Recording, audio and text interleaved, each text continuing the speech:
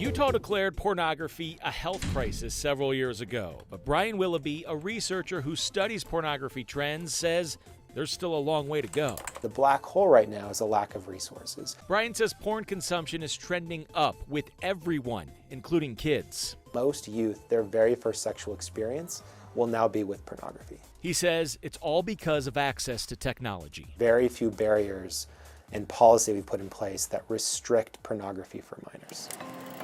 I didn't think I would ever be able to stop. Garrett Johnson was exposed to pornography at 5 years old. He says it was an impulsive behavior at first. I would seek it out as often as possible. But his porn consumption ramped up towards addiction when the smartphone came out. He calls it porn in your pocket. And even if I wasn't in a setting where I was consuming pornography, I found myself thinking about it or anticipating consuming it later on. Garrett says he is now in recovery and works to bring awareness to the effects of consuming porn. Somewhere on the Navajo Nation near Aneth, Utah, the search is on for 29-year-old Kayla Blackbird. What's the hardest thing, Coraline? Not knowing if she's okay. Her mother says the case is no longer on law enforcement's radar, and she has received very little coverage in the media. Do you feel like any of the police are really trying to find your daughter? No. I don't think they're putting effort into it. This is a human being that lost her life. Sergeant Melody Cutler says Unified Police is searching for the killer of 42-year-old Akosita Kaufusi, whose body was found here near Saltaire last August. We still don't have any answers. 6 months later, the case has no leads. We have a detective that this case just almost haunts her. According to the U.S. Department of Justice, American Indian and Alaskan Native women are 2.5 times more likely to experience violent crimes and 2 times more likely to experience sexual violence than any other ethnicity. She thinks about it constantly, trying to find anything. How big is the problem in Utah?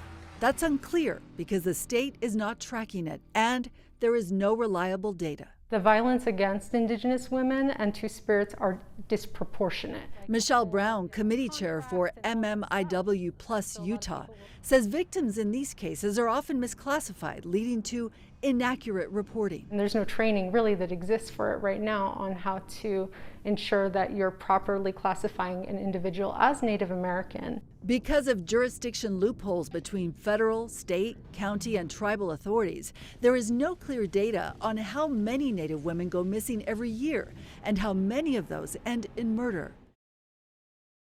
I have $5. Sarah Jameson has to feed 4 kids under 6. She works part-time giving ghost tours. Her husband works full-time in the finance industry. I can spend $5 and I can get 3 packs of Pop-Tarts, or I can spend $5 and get, 2 oranges. Her work hours dried up during the pandemic. Now she and her husband face tough budget decisions. Do I have my kids eat healthy, or do I have them have enough to eat? The 2 News investigative team learned tens of thousands of families are struggling to put food on the table, and it's about to get even more difficult. From February 2020 to June 2020, our food insecurity rate went from 8.2% to 17.4%. So from 1 in 11 to 1 in nearly 5. And that's a huge jump. Jenna Cornea is executive director of Utahns Against Hunger. What's the story about the families that aren't doing pretty good? It's parents skipping meals so their kids can eat, watering down the milk to make it last another day. It's going to an emergency food pantry. The pandemic caused the service sector to collapse. Hours were cut, jobs lost. These drastic measures are becoming the norm, and Utah's 122 food pantries and the school systems that offer free meals cannot keep up. Ermi Catino and Louis Aravalo were skiing the Mapleton Burn Scar in February. And I remember going into the next turn thinking, I'm just going to do a little hip check, kind of hockey stop, to maybe just scrub the speed. That caused Louis to somersault 3 times, hitting a tree at full force. When something catastrophic happens, who is that last line of help? Ermi coordinated with the Department of Public Safety helicopter to get Louis, who was hypothermic and going into spinal shock, off the mountain. There's no doubt about it. If they had not have come that night, I wouldn't have survived. State helicopter flights are on the rise. 392 last year, that's up 262 from 2018. The KUTV investigative team obtained a record of all DPS helicopter flights from 2014 to 2019. Just in like 2 or 3 years, we've gone up 52%. DPS helicopter pilots are members of the Utah Highway Patrol. The most calls they get?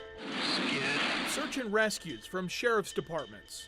I'm just flat telling you, bottom line, if we lose that helicopter for any reason, people are going to die down here.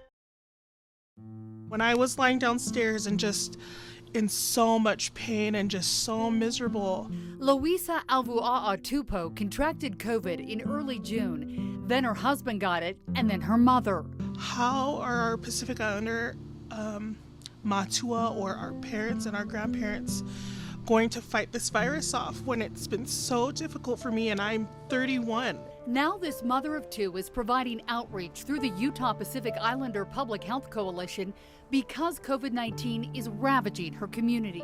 We're being affected largely because of the way our cultural practices are ingrained in who we are and how we gather. Community leaders told 2 News that in Pacific Islanders culture, family not only comes first, families are bigger and often include multiple generations in one home. The family unit is definitely defined very differently, and it's caused for misunderstanding when we're talking about isolating out away from society. They think it's their family of the 70 of them. Many of Utah's Pacific Islanders are deeply religious. If houses of worship have services, they'll be there.